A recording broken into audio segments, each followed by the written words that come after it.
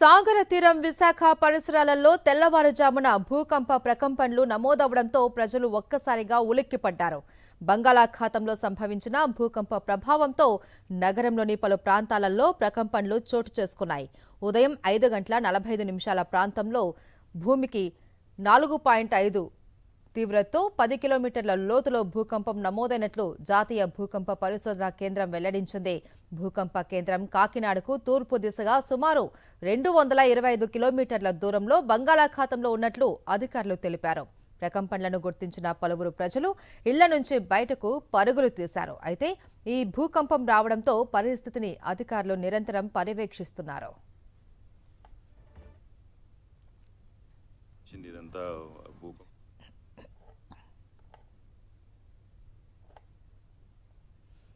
విశాఖలో ఉదయం భూకంప తీవ్రత రిక్టర్ స్కేల్ పైన 4.5 నమోదైంది. ఇక ఇప్పుడు ప్రజెంట్ పరిస్థితి ఎలా ఉంది, అధికారులు ఏమంటున్నారు, దీనికి సంబంధించి పూర్తి సమాచారం మా ప్రతినిధి అనిల్ అందిస్తారు. అనిల్,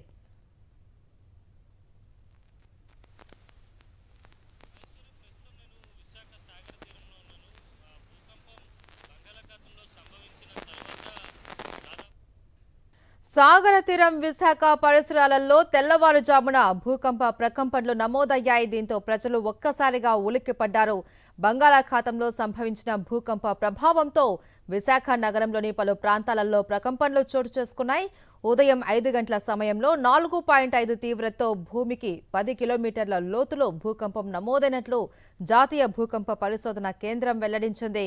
భూకంప కేంద్రం కాకినాడకు తూర్పు దిశగా సుమారు 225 కిలోమీటర్ల దూరంలో బంగాళాఖాతంలో ఉన్నట్లు అధికారులు తెలిపారు. ప్రకంపనలను గుర్తించిన పలువురు ప్రజలు ఇళ్ల నుంచి భయంతో బయటకు పరుగులు తీశారు. అయితే ఈ భూకంపం రావడంతో పరిస్థితిని అధికారులు నిరంతరం పర్యవేక్షిస్తూ ఉన్నారు. మరింత సమాచారం మా ప్రతినిధి అనిల్ లైవ్ లో అందిస్తారు. అనిల్, మహేశ్వరి, బంగాళాఖాతం సముద్రంలో సంభవించినటువంటి భూకంప ప్రకంపనలు విశాఖలో కనిపించాయి. నగరంలో ఉన్నటువంటి చాలా ప్రాంతాల్లో ప్రకంపనలు నెలకొన్నాయి. ముఖ్యంగా మధురవాడతో పాటు మంగమారిపేట, గాజువాక, అలాగే నగరంలో ఉన్నటువంటి Pedawaltair, east point colony, Seethammadhara, Madhavadhara వంటి ప్రాంతాల్లో ప్రకంపనలు వచ్చాయి. దాదాపు 4.5 మ్యాగ్నిట్యూడ్తో భూకంపం సంభవించినట్టుగా ఇప్పటికే నేషనల్ సెంటర్ ఫర్ సిస్మాలజీ కూడా దాన్ని ధృవీకరించడం జరిగింది, నిర్ధారించింది. ఇప్పటికే భూకంపానికి సంబంధించినటువంటి వివరాలను కూడా వెల్లడించింది. కాకినాడకు తూర్పు దిక్కున 225 కిలోమీటర్ల దూరంలో బంగాళాఖాతంలో భూకంప కేంద్రాన్ని కూడా గుర్తించింది. అలాగే ఉదయం తెల్లవారుజామునే విశాఖలో ఉన్నటువంటి ప్రజలు ఒకంత భయాందోళనకు గురయ్యేటువంటి వాతావరణం కనిపించింది. మనం విజువల్స్లో చూడొచ్చు. సముద్ర వాతావరణం కూడా అలజడిగా ఉన్నటువంటి సందర్భాన్ని కూడా మనం స్పష్టంగా గమనించవచ్చు. పూర్తిగా అలలు ముందుకొచ్చాయి. ఉదయం చూస్తే కనుక 5 గంటల నుంచి 7 గంటల వరకు అలలు పూర్తిగా ముందుకొచ్చినటువంటి పరిస్థితి కనిపించింది. సముద్ర తీరంలో ఉన్నటువంటి ఎవరైతే పర్యాటకులు ఉంటారో వారు కూడా ఒకంత ఆందోళనకు గురయ్యారు. విశాఖలో ఉన్నటువంటి చాలా ప్రాంతాల్లో ప్రకంపనలు రావడంతో ప్రజలు భయంతో కొన్ని ప్రాంతాల్లో పరుగులు తీసినటువంటి సందర్భం కనిపించింది. గడిచిన 6 నెలల క్రితం కూడా ఒకసారి ట్రిమ్మర్స్ విశాఖపట్నంలో వచ్చాయి.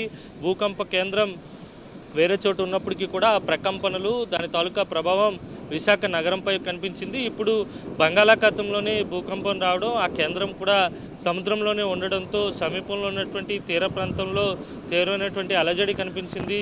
మరిన్ని అప్డేట్స్ కోసం ఛానల్ ను సబ్స్క్రైబ్ చేయండి. నోటిఫికేషన్స్ కోసం బెల్ ఐకాన్ పై క్లిక్ చేయండి.